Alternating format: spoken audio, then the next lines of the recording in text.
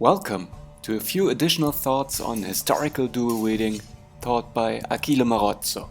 Today, I would like to discuss the intricacies of... Whoa, Martin. First of all, what are you doing here? Anyway, this video is not about historical plays. Sorry for the interruption, dear HEMA friends, and welcome to this new video. Today we are going to give a look to some solo drills which I am using to train my coordination while dual wielding swords.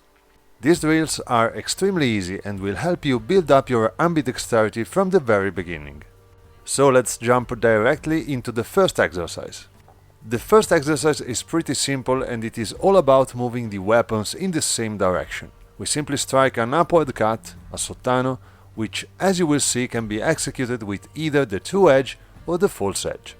Then we will come back with a true edge fendente, a downward cut, following the same trajectory as before.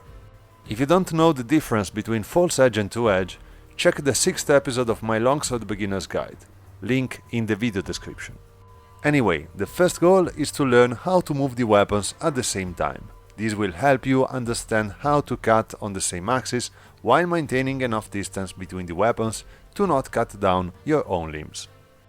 When you feel comfortable with the exercise, you can delay the motion of one weapon. This will increase the challenge in terms of coordination. But here we will also need to care about a new important rule, which I am going to explain in the second exercise. But before showing you this second exercise, I want to show you this HEMA-Animals themed t-shirt made by my girlfriend Elisa. If you like it and you want it too, check in the video description. You will find these and other subjects too, not only on t-shirts, but on many different clothings and accessories too. Very good, let's keep going. In this second exercise we are doing something similar to what we have done in the first one. The difference sits in the trajectory of our cuts.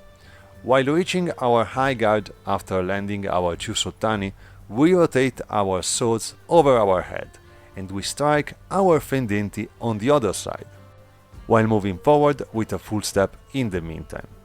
Basically, you want to draw a giant X in front of you with your cuts. The important rule I was talking about before is in relation to the priority which one of the weapons has over the other while moving on the same axis, but with a delay between one motion and the other. The rule is simple. The secondary hand always moves first. So if you are striking from right to left, the left hand will start with the cut, and the right one will follow after. While striking from left to right instead, we have to consider the right hand the secondary one, which will move first, and the left hand the primary one, which will move after. This rule can easily be broken by crossing the arms, but is something more complex, which we will see in the future. Very good. The third exercise I am going to show you is about parries and positioning. We are going to close the 4 quadrants, upper right, upper left, lower right and lower left, with both the weapons. While doing so, you have to move forward and backward with your footwork. A basic movement pattern may be half step while switching from upper to lower lines on the same side, full step while changing side with your weapons. When you feel confident enough with your footwork pattern, you can change it or make it free. This exercise will help you coordinate your footwork while moving the weapons at the same time. It looks easy, but especially without a specific rule to follow, it is a rather challenging exercise. The last exercise I am going to present you is basically a technique repeated over and over as a flow drill. You start with the main weapon over your shoulder and the secondary weapon under your arm. The action is simple. You have to clear the path with the false edge strike of your secondary weapon, which will move in a sottano-like motion that will end over the shoulder on the other side. Your main hand instead will strike downward with a fendente to cut down the opponent, while moving forward with a full step. Your main hand instead will strike downward with a fendente to cut down the opponent while moving forward with a full step. The fendente will end up reaching the underarm guard position, and from these two guards you will start the motion again. This time the priority of the weapons will switch, as we have seen before in the second exercise.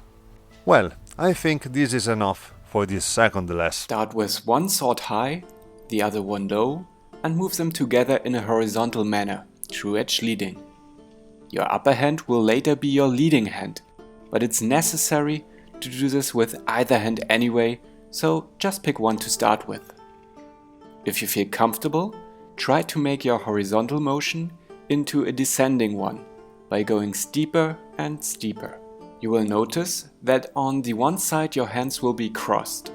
Just keep your upper hand above your lower one and let your body figure it out. If that feels good, start again with the horizontal motion, but delay your lower hand by just a bit. It's always up, low, low. Slowly make the angle steeper again while keeping the flow. If you are having trouble, go back to horizontal motions. Go faster as you feel more comfortable, but keep an eye on your edge angulation. And there you go. You can now add footwork, you can try upward cuts, there the lower hand is leading, and then you can string it all together. Just have some fun. Well, thank you Martin for your kind interruption. I have to admit it is an interesting exercise. Anyway, I wanted to introduce the crossed arms actions later, but this is a good starting point to develop this skill. Very good people, we are at the end of this video. Thank you to Martin of the channel Schildwache Potsdam for his collaboration. You may find the link to his channel in the description below, in which you will find all the Choose Swords play of the HEMA-Animals manual interpreted by him. Remember to check my Patreon page if you want to support this channel, and as always people, see you next time.